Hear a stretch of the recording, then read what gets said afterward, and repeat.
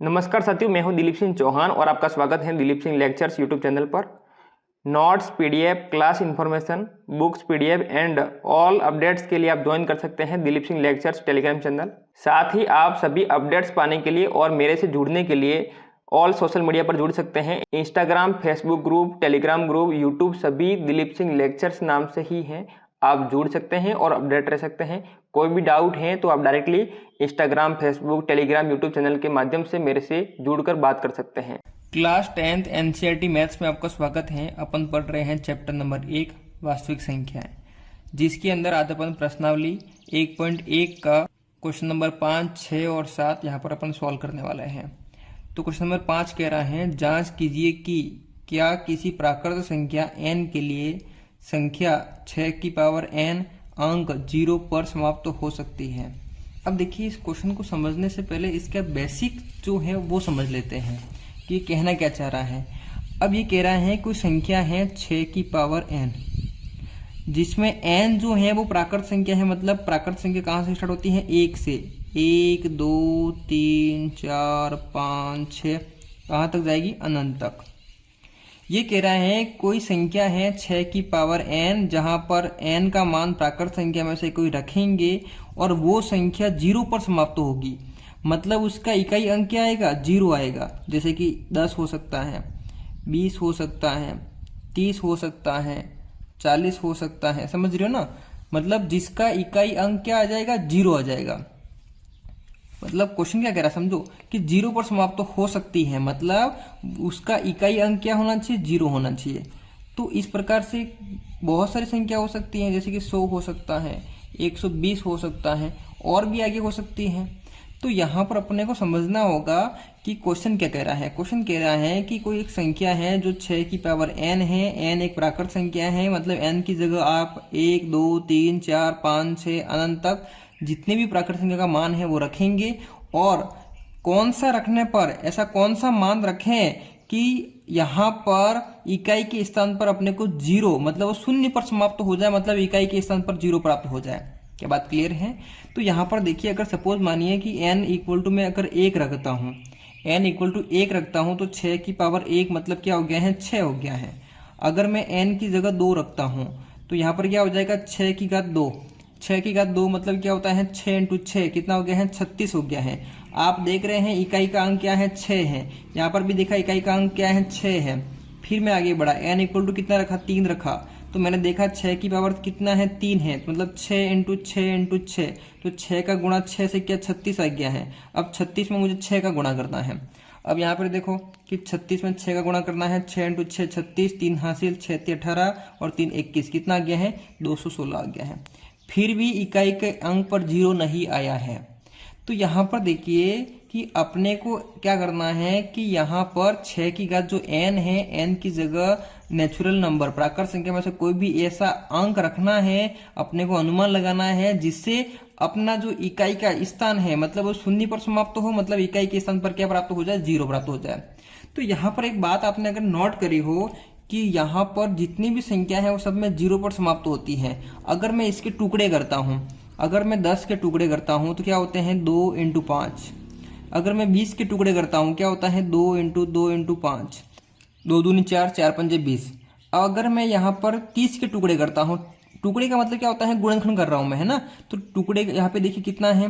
30 है। तो 30 है, उसके टुकड़े करूंगा तो क्या हो जाएगा? 2 इंटू 3 6, 6 इंटू 5 30 हो गया। फिर कितना है? 40 है। तो यहाँ पे देखो 2 इंटू 2 इंटू 2 कितना हो गया है? 2 दूनी 4, 4 दूनी 8, 8 पंजे 40। फिर यहाँ पर 100 की बात करता हूँ तो यहाँ पर क्या हो जाएगा कि 2 इंटू कितना हो जाएगा? फिर 2 इंटू कितना हो गया है? 2 इंटू 2 4, 4 इंटू 5 कितना हो गया है?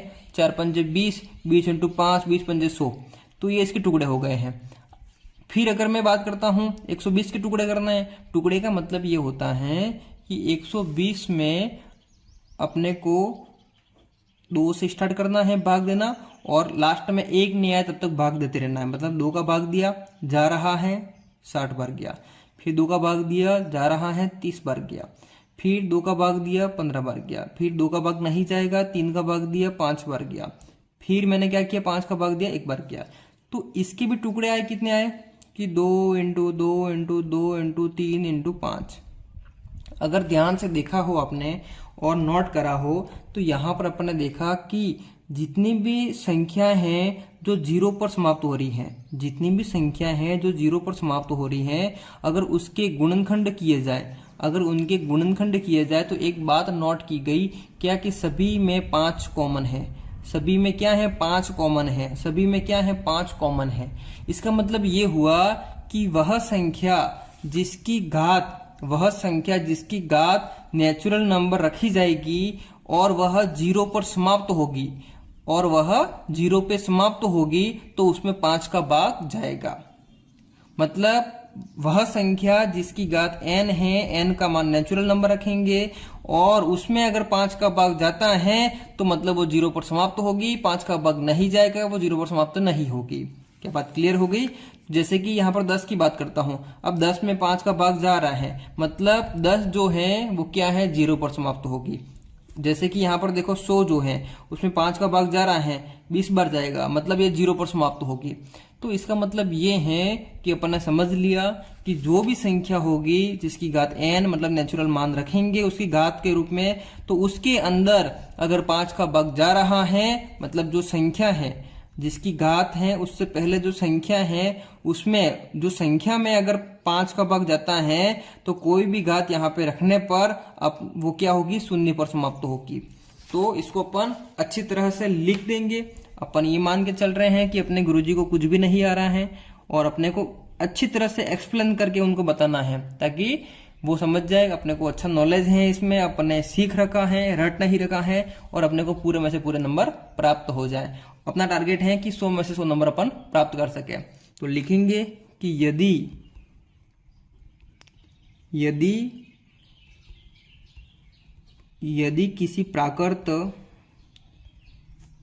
किसी प्राकृत संख्या n के लिए, यदि किसी प्राकृत संख्या n के लिए 6 की पावर n शून्य पर, 6 की पावर n शून्य पर समाप्त होती हैं तो वह 5 से विभाजित होगी। मतलब अगर कोई संख्या है जो n प्राकृत संख्या के लिए 6 की पावर n संख्या है जो शून्य पर समाप्त होती है तो वो 5 से क्या होगी? विभाजित होगी, मतलब 5 का भाग उसमें पूरा जाएगा। अतः 6 की पावर n का एक गुणनखंड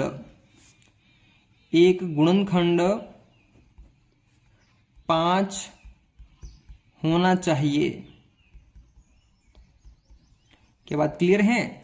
गुणनखंड 5 होना चाहिए। कैसे? तो देखिए जो भी संख्या जीरो पर समाप्त हो रही थी उसके गुणनखंड किए उसमें 5 आ रहा है ना, उसी प्रकार से तो गुणनखंड 5 होना चाहिए। लेकिन 6 की पावर n बराबर कितना हो रहा है? 2 × 3। 6 की पावर n मतलब 6 के टुकड़े कितने हो रहे हैं? 2 × 3, उसकी घात कितनी हो जाएगी? n हो जाएगी। मैंने 6 के टुकड़े किए हैं और क्या किया है? उसको घात के रूप में लिख दिया। ठीक है, n का n है और 6 के टुकड़े कितने हुए? 2 × 3। तो अपन ने देखा कि यहाँ पर 2 × 3 है, उस जगह अगर 5 होता तो ये शून्य पर समाप्त होती, लेकिन यहाँ पर 5 एक गुणनखंड नहीं है इसलिए शून्य पर समाप्त नहीं होगी। तो अपन लिखेंगे यहाँ पर फाइनली 6 की पावर n का एक गुणनखंड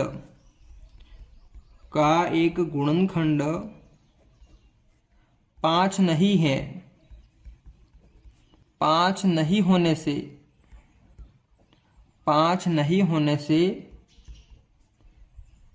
n के 5 नहीं होने से n के किसी भी मान के लिए संख्या 6 की घात n शून्य पर समाप्त नहीं होगी। क्या बात क्लियर है? अपन ने यहाँ पर वही बातें लिखी जो अपन ने समझी थी। ठीक बात है। मुझे विश्वास है कि आपको ये क्वेश्चन और इसका आंसर समझ में आ गया होगा। क्वेश्चन नंबर 6 है, व्याख्या कीजिए कि 7 × 11 × 13 + 13 और 7 × 6 × 5 × 4 × 3 × 2 × 1 + 5 भाज्य संख्या क्यों है? अब यहाँ पर इस क्वेश्चन को समझने से पहले अपन बेसिक बातें करेंगे कि मैंने कहा कि 7 × 2 + 2 है। अब बताइए ये भाज्य हैं या अभाज्य हैं? भाज्य क्या होता है? जिसमें भाग पूरा पूरा चला जाए। अब देखो, अगर मैंने यहाँ पे लिखा है 14 लिखा है, इसमें अगर भाग पूरा पूरा जाए तो वो भाज्य कहलाएगी, नहीं जाएगा तो अभाज्य। इसमें अगर बात करता हूं तो इसके जो टुकड़े होंगे वो 2 × 7 होंगे। तो यहाँ पर देखिए कि अगर 2 का भाग इसमें पूरा पूरा जाएगा, 7 का भाग भी इसमें पूरा पूरा जाएगा, 2 का भाग 7 बार पूरा पूरा जाएगा और 7 का भाग 2 बार पूरा पूरा जाएगा। कैसे समझ लो, इसके टुकड़े कितने हुए? 2 और 7। अब 14 में अगर मैं 7 का भाग देता हूं तो कितनी बार जाएगा? 2 बार। 7 दूने 14, खत्म। फिर 14 में अगर मैं भाग देता हूं किसका? 2 का, कितनी बार जाएगा? 7 बार, खत्म। आप समझ रहे हो? तो मतलब जो भी संख्या है उसके अगर गुणनखंड जो है, उन गुणनखंड से वो संख्या क्या है? पूरी पूरी विभाजित होती है। इसलिए 14 जो है वो भाज्य संख्या कहलाए। 14 जो है वो भाज्य संख्या कहलाए क्योंकि इसके गुणनखंड से ये विभाजित हो रही है पूरी पूरी। अब यहां पर देखेंगे कि संख्या का यहाँ पर 2 पद है। पहला पद कौन सा है? ये। और दूसरा पद कौन सा है? ये। अगर इसमें कोई संख्या कॉमन आ जाए तो वो गुणनखंड बन जाएगा, और गुणनखंड बनेगा तो वो क्या हो जाएगी? भाज्य हो जाएगी। तो अब मैं देख रहा हूं कि 7 × 2 + 2 में जो कॉमन है वो क्या है? 2 इधर भी है और 2 इधर भी है। तो कॉमन को बाहर ले लिया मैंने, तो अंदर क्या रहा? 7 × 1 रहा। यहां से हट गया तो 1 रहा ना। फिर प्लस यहाँ पर देखिए 2 की जगह 2 बाहर हो गया तो 1 रहा। तो अब यहाँ पर देखो कि फाइनली इसको मैं लिख सकता हूं, क्या है? 2 बाहर है और 7 प्लस क्या बन गया है कि 7 + 1 बन गया है। और 7 प्लस, देखिए 2 बाहर हैं और 7 + 1 जो है वो अब क्या होगी है? भाज्य संख्या होगी है, क्योंकि 2 का भाग इसमें पूरा पूरा जाएगा। बात समझ में आ गई आपको? तो ये तरीका है। तो अपने को यहाँ पर देखना है कि इसमें अगर कोई संख्या कॉमन आ रही है तो बाहर आ जाएगी तो ये भाज्य संख्या बन जाएगी, अगर कॉमन नहीं आएगी तो वो भाज्य संख्या नहीं होगी। ठीक बात है। इसी प्रकार इसका भी देखेंगे अपन।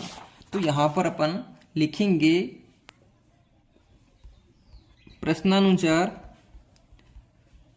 प्रश्न के अनुसार कि 7 × 11 × 13 + 13। इसमें देखा मैंने पहला पद ये है और दूसरा पद 13 है। तो दोनों में कॉमन देखा कितना है? 13। तो 13 कॉमन आ जाएगा। अंदर क्या रहा कि 7 × 11 रहा और प्लस में इधर कितना है? 1, क्योंकि 13 तो बाहर आ गया। बात क्लियर है? तो यहाँ पर आप देख रहे हैं कि 13 जो है गुणनखंड हो गया है, और गुणनखंड होने के कारण ये जो है वो कौन सी संख्या बन गई है? भाज्य संख्या। तो अपन लिखेंगे यहाँ पे, चूंकि इस प्राप्त संख्या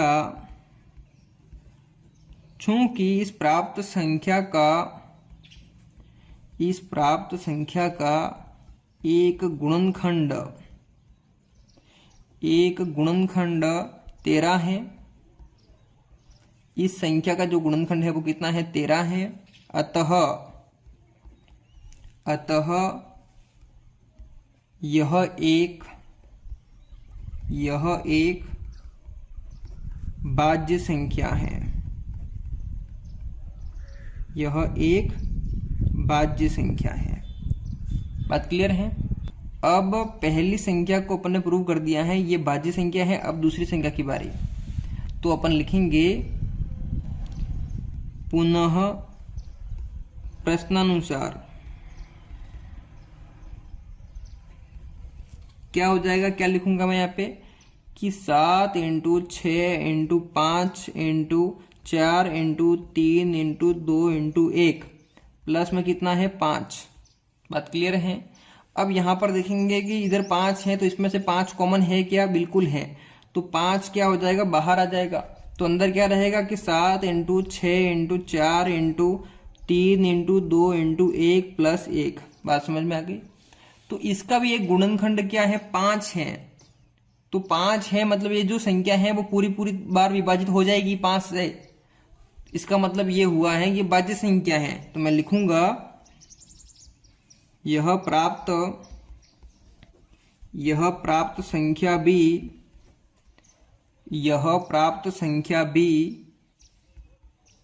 एक भाज्य संख्या है। एक भाज्य संख्या है क्योंकि इसका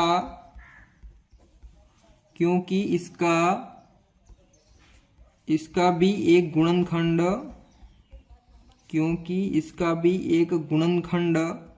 5 है। क्या है? 5 है। अतः दी गई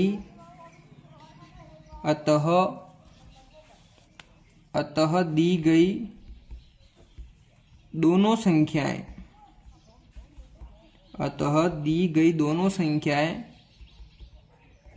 भाज्य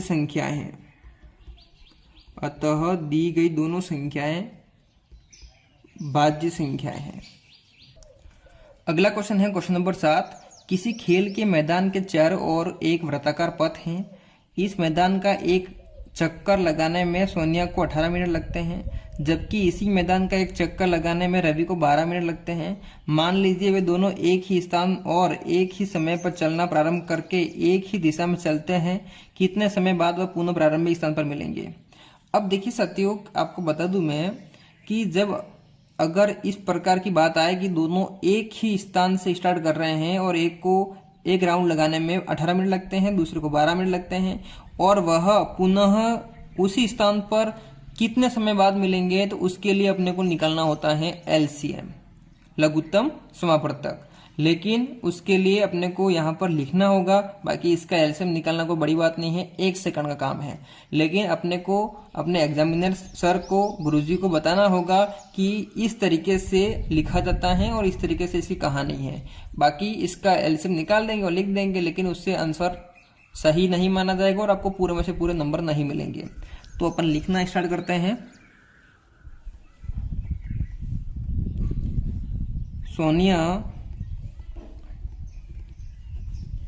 सोनिया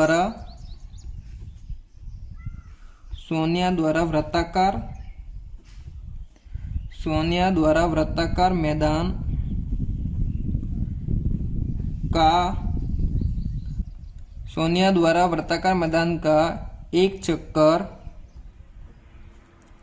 लगाने का समय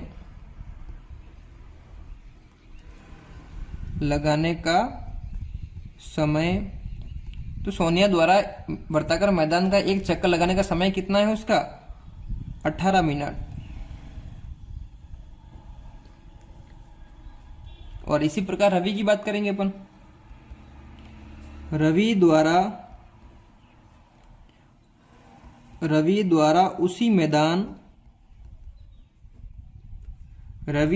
उसी मैदान का एक चक्कर लगाने में लगा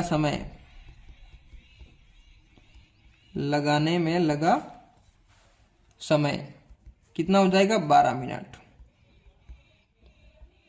कुछ भी नहीं लिखा है, जो क्वेश्चन में दे रखा है, कह रहा है कि सोनिया है वो एक चक्कर लगाते हैं 18 मिनट में और रवि जो है वो एक चक्कर लगाता है 12 मिनट में। और बताइए वो एक ही दिशा में जा रहे हैं और दोबारा वो उसी स्थान पर कितने समय बाद मिलेंगे। तो अपने को क्या करना है? इन दोनों का एलसीएम निकालना है, लेकिन ये लिखना पड़ेगा अपने को, तब जाके अपने को पूरे नंबर मिलेंगे। जो लिखना क्या है, जो क्वेश्चन में दे रखा है वही तो लिखा है अपन ने, कॉपी पेस्ट किया। ठीक बात है। अब अपन थोड़ा सा आगे बढ़ते हैं। तो अब लिखेंगे अपन 18 व 12 का एलसीएम। अब अपने को एलसीएम निकालना है, तो अपन टुकड़े करेंगे। टुकड़े कैसे करेंगे? तो 18 के अभाज्य गुणनखंड, यही तो सीखा अपन ने। जो सीखा है वही तो करेंगे। 18 के अभाज्य गुणनखंड क्या हो जाएंगे टुकड़े करने, साइड में कर दूं मैं या फिर रफ में बताऊं? ठीक है, रफ में बता देता हूं। देखो 18 के टुकड़े करने हैं, 2 का भाग दिया 9 बार गया, फिर 3 का भाग दिया 3 बार गया, फिर 3 का भाग दिया 1 बार गया।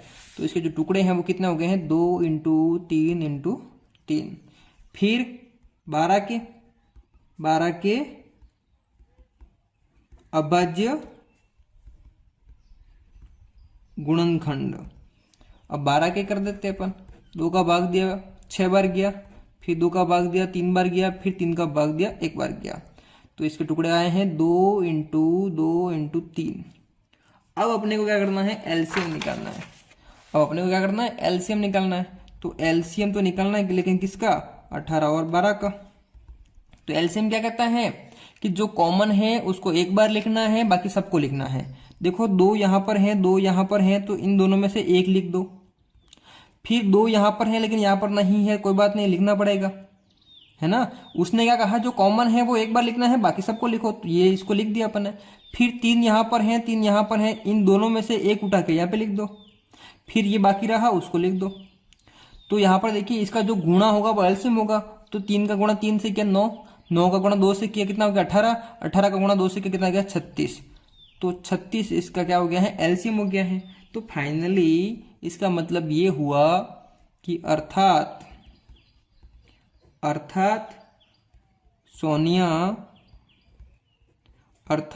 सोनिया व रवि प्रारंभिक बिंदु जहां से उन्होंने दौड़ना स्टार्ट किया या फिर चक्कर लगाना स्टार्ट किया, प्रारंभिक बिंदु पर 36 मिनट बाद मिलेंगे। कितने मिनट बाद मिलेंगे, 36 मिनट बाद मिलेंगे। तो अपने इस क्लास में 3 क्वेश्चन किए हैं, 5, 6 और 7, और इसी के साथ में आपकी 1.1 प्रश्नावली खत्म हुई। मिलते हैं अगली क्लास में, तब तक जय हिंद, वंदे मातरम।